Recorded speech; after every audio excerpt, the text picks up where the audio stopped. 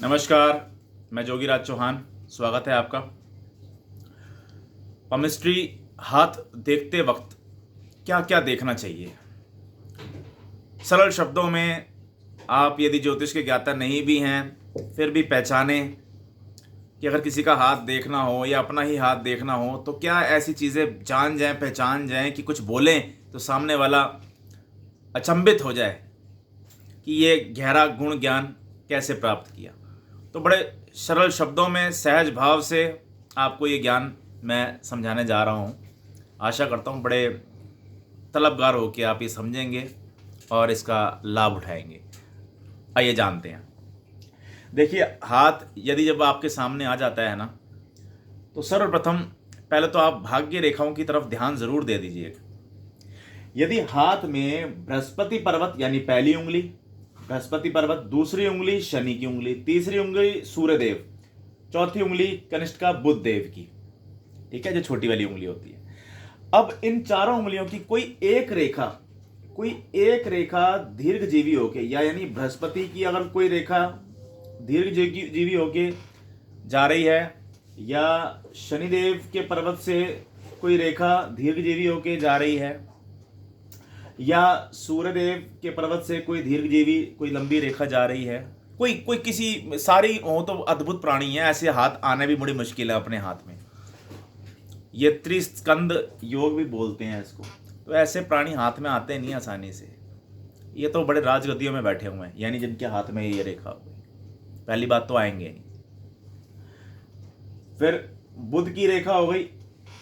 इनमें से कोई दो उंगलियों की या कोई एक उंगली की दीर्घजीवी रेखा हो जाए तो व्यक्ति सौभाग्य को प्राप्त करता है। अब खासकर जिसकी बृहस्पति की रेखा होगी वो व्यापारिक उन्नति, धन समृद्धि और अपने ही एफर्ट से अपना लाभ वो कमा सकता है। शनि की कोई रेखा होगी तो जॉब के माध्यम से, टेक्निकल सेक्टर के माध्यम से, मेहनत के माध्यम से, अपनी पुरुष शक्ति के माध्यम से, कर्म के बलबूते उन्नति प्राप्त कर लेगा। सूर्य की रेखा होगी शोहरत के रास्ते, नाम, हिम्मत, राय देकर डॉक्टरी की लाइन में, एडवोकेसी की लाइन में कोई एडवोकेट बन जाते हैं, जज बन जाते हैं, डॉक्टर बन जाते हैं, फिजिशियन बन जाते हैं, टीचर बन जाते हैं। तो शोहरत की लाइन जो सूर्य की रेखा है, शोहरत की लाइन, नाम से पैसा कमाना। तो गहरे गहरे टीचर बहुत बड़े ओहदे पर हैं, ज्ञान देते हैं, समृद्धि देते हैं, तो वो सूर्य का बल उनको भी प्रदान अगर उनके हाथ में है तो उन्होंने इस माध्यम से अपनी उन्नति करी। अब किसी की बुध की रेखा है तो भाई मैं तो सर्वप्रथम ये समझता हूं कि जिसकी बुध की रेखा सिर्फ हाथ में एक बुध की रेखा प्रबल नजर आ रही हो ना, बुध की रेखा अगर प्रबल नजर आ रही हो ना यदि अपने हाथ में, तो व्यक्ति अपनी बुद्धि के बलबूते क्या कुछ नहीं कर सकता, क्या कुछ नहीं कर सकता। प्रभु ने कह दिया कि बुद्धि है ना, ऐसी बुद्धि दे दी जो तार लेगी अपने आप को, सारे काम सफल हो जाएंगे। बट ओवर कॉन्फिडेंट ना हो, क्योंकि बुद्धि की रेखा थोड़ी ने अहम को भी प्रदान कर देती है। और अगर बुद्ध के माध्यम से व्यक्ति अपना कार्य सफल करे, चाहे वो जॉब सेक्टर हो, चाहे बिजनेस का हो, चाहे पैतृक कोई कार्य हो, व्यक्ति को बहुत गहरी उन्नति मिलती है। बाप दादाओं का नाम रोशन हो जाता है कि वो तो कुछ परसेंट पर काम कर रहे थे, ये तो 100% के लेवल पर ले गया ये बिजनेस को। मेल फीमेल दोनों का एनालाइज सेम जाएगा।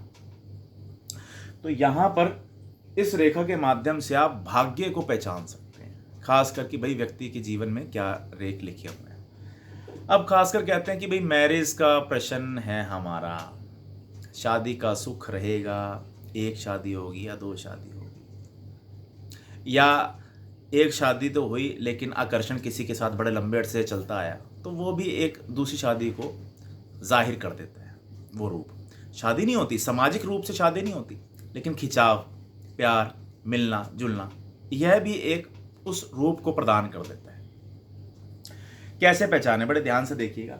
हथेली के इस तरफ एक कोई दीर्घ रेखा नजर आ रही हो आपको, शादी होगी, एक रेखा अगर नजर आ रही है, शादी होगी, प्रेममय होगी, बहुत अच्छी चलेगी, बहुत बढ़िया चलेगी। धर्मपत्नी झुककर प्रेममय होकर, या पति झुककर प्रेममय होकर साथ निभाएगा। अब इस रेखा के साथ 1 2 3 4 5 6 छोटी छोटी रेखाएं नजर अगर आ जाए तो व्यक्ति का भटकाव बहुत ज्यादा होता है। चाहे वो स्त्री हो या पुरुष हो, उसका भटकाव अपने विपक्ष की तरफ ज्यादा होता है। भटकाव का अर्थ यह भी हो गया कि शादी तो हो गई है लेकिन मुझे संतुष्टि नहीं है, तो मैं अपनी मेंटली सेटिस्फेक्शन के लिए, मानसिक संतुष्टि के लिए बात कर लेती हूँ, मिल लेती हूँ, जुल लेती हूँ, घुमाती हूँ, फिराती हूँ। तो ये अर्थ भी देखे जाते हैं यदि वैवाहिक रेखा के साथ ये छोटी छोटी रेखाएं नजर आ रही हों। वैवाहिक रेखा के साथ 1 और 2 दीर्घ रेखाएं नजर आ जाए तो 2 शादियों के योग प्रबल हो जाते हैं। वैवाहिक रेखा के साथ 2 रेखा, यानी ये लिटिल फिंगर के साथ ये 2 रेखा दीर्घ नजर आ जाए तो समझ लीजिएगा कि 2 विवाह के योग भी बन जाते हैं। तो यह अवस्था देखी जाती है। मैं फिर दोबारा आपको क्लियर कर देता हूं। यह बुध पर्वत है। बुध पर्वत के साथ यदि एक रेखा है तो इसका मतलब ये हो गया कि भाई आपको संपूर्ण तरीके से वैवाहिक सुख संपूर्ण तरीके से एक ही के साथ मिलेगा। यदि एक के साथ 2 या 3 या 4 तो भटकाव बना रहता है, खिंचाव बना रहता है। और 2 दीर्घ हो जाए तो 2 विवाह के योग संपन्न देखे जाते हैं।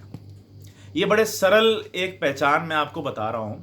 अब इसमें यह भी देखा जाता है यदि लव मैरिज है, अट्रैक्शन का विषय है, मैं प्यार करता हूं, जिससे प्यार करता हूं मेरा पार्टनर लंबा टाइम मुझे सहयोग करेगा नहीं करेगा, तो जितनी दीर्घ ये रेखा होगी जो वैवाहिक रेखा है या प्यार की रेखा है, वो यह प्रमाण देती है, वो ये बयान करेगी कि भाई आपको अपने पार्टनर का लंबे अरसे तक सुख रहेगा। और अगर 2-3 है तो खिंचाव, भटकाव ज़्यादा रहने की उम्मीदें बन जाती हैं। पहले के ज़माने में अगर 2 रेखाएं थी तो सिर्फ खिंचाव था। आदमी या स्त्री की जाने की एक गहरे रूप से डर या संस्कारों का रूप। जैसे जैसे कल्चर और जनरेशन आगे बढ़ती चली जा रही है, ये ओपन है, ये अवस्था ओपन हो जाती है। तो अगर रेखाएं 2 या 3 नज़र आ रही हैं तो इसका गहरा अर्थ है कि आपका भटकाव स्त्रियों की तरफ या स्त्रियों का पुरुषों की तरफ ज़्यादा हो जाता है। लेकिन इसका अर्थ यह भी है कि यदि आपका भटकाव हो रहा है तो वैवाहिक जीवन में कहीं हद तक आपको अड़चनें भी देखने को मिलेंगी, क्योंकि आपने अपना प्यार भटकाव की ओर ले गए ना, बांट दिया। तो इसका भी एक गहरे रूप से बचाव ज़रूर करें। ज्योतिषी माध्यम से अपना उपाय करके आप इस रूप का उपचार कर सकते हैं। धन्यवाद। फिर मिलूंगा प्यारे विषय के साथ।